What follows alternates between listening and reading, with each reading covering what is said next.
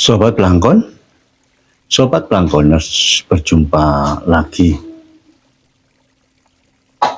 Mari belajar berpikir bersama dosen Pelangkon tentang fenomena investasi bodong. Selamat belajar.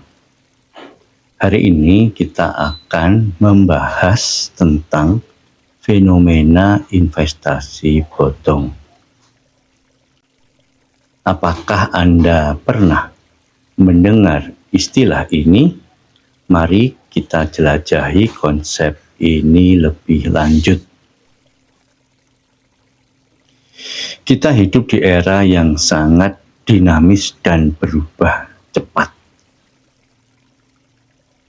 Dalam konteks ini, kita perlu memahami fenomena yang sedang terjadi di sekitar kita. Salah satu fenomena yang menarik adalah investasi bodong atau investasi abal-abal. Investasi bodong atau investasi abal-abal adalah jenis investasi yang tidak sah atau tidak memiliki dasar hukum yang jelas.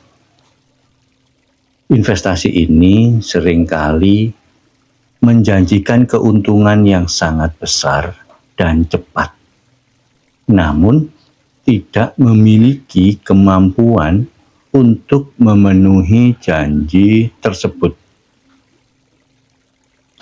Ada banyak model dan beberapa kasus investasi bodong. Investasi bodong bermetamorfosis seiring perkembangan zaman dan perubahan era teknologi. Kemajuan teknologi digital makin memudahkan bermunculan model baru investasi bodong. Investasi bodong berbahaya karena dapat menyebabkan kerugian materi yang sangat besar bagi masyarakat. Selain itu, investasi bodong juga dapat merusak kepercayaan masyarakat terhadap sistem keuangan dan lembaga keuangan. Investasi bodong dapat menjadi ancaman yang sangat serius bagi stabilitas sistem keuangan di Indonesia.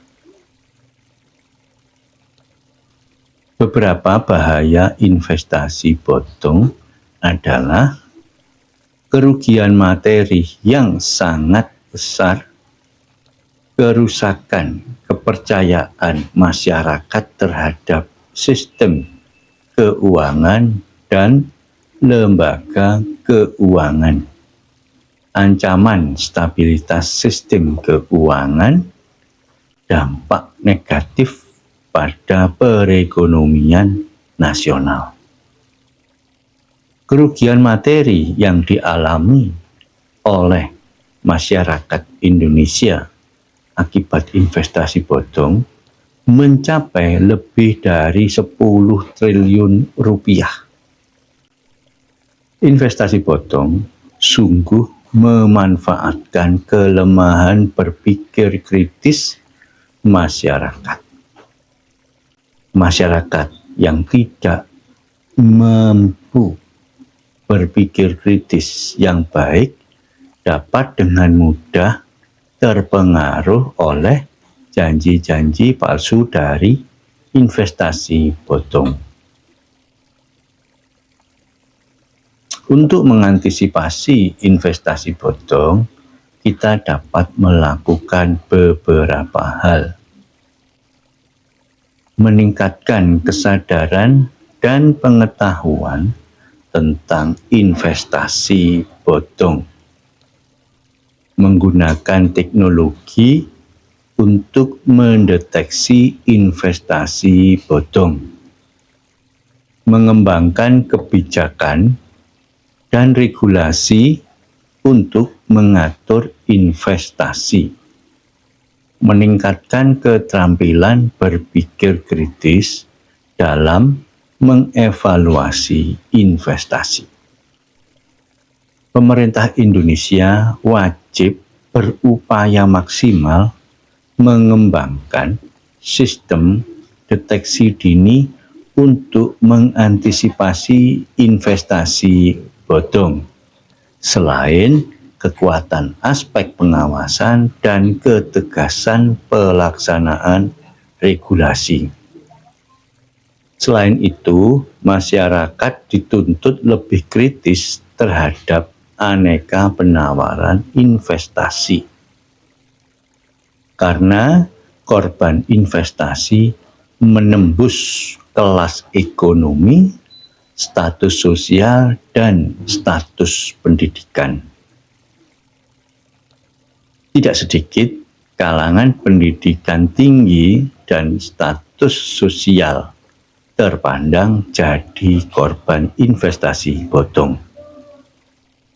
Jadi, investasi bodong adalah fenomena yang perlu kita pahami dan antisipasi.